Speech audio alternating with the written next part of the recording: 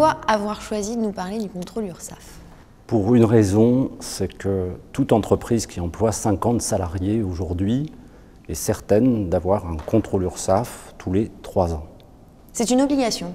C'est une pratique de l'URSSAF qui a pour origine le délai de prescription qui est de 3 ans en matière de cotisation sociale, d'où cette pratique généralisée des URSSAF de contrôler systématiquement ces entreprises tous les 3 ans. Alors le problème des contrôles URSSAF dans les très grandes entreprises a donné lieu à des réflexions et à des nouveautés sur le plan législatif. La première nouveauté, c'est qu'il est désormais possible, sous réserve d'un accord de l'entreprise, de procéder à un contrôle via les moyens dématérialisés de déclaration ou de bulletin de paye. Le deuxième point qui peut justifier une approche plus pragmatique de la part de l'URSSAF sur les très grandes entreprises, c'est le recours à l'échantillonnage. Alors donc qu'est-ce que cette méthode d'échantillonnage?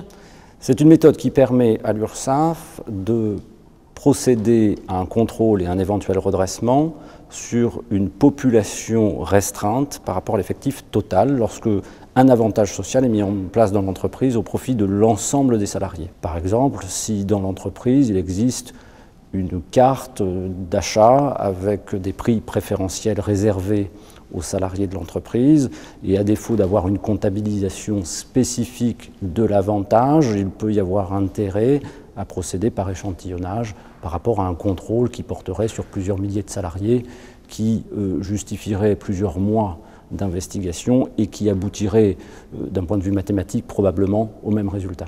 Pourquoi est-ce que le contrôle URSSAF connaît un certain regain aujourd'hui? Il y a un regain des opérations de contrôle et de leur médiatisation pour 3 raisons. La première, c'est qu'il y a un budget de la sécurité sociale qui est extrêmement tendu, comme celui du budget de l'État. La deuxième raison, c'est que les moyens accordés aux URSSAF depuis plusieurs années se sont accrus, et ce par l'octroi de privilèges exorbitants tels la taxation forfaitaire ou le recours à l'échantillonnage. La troisième raison essentielle, c'est la complexification de la législation de la sécurité sociale dans tous les domaines et notamment celui de la retraite, de la prévoyance ou de l'indemnisation du départ des salariés. Le redressement est quasi systématique. D'un point de vue statistique, le contrôle aboutit à un redressement dans 6 cas sur 10. Cette donnée est une moyenne et les taux de redressement sont plutôt plus importants s'agissant des très grandes entreprises où les avantages sociaux sont plus diversifiés et plus nombreux que dans la très petite entreprise où la législation sociale sera plus facile à appliquer parfois, en tout cas donnera lieu à moins de sujets de discussion.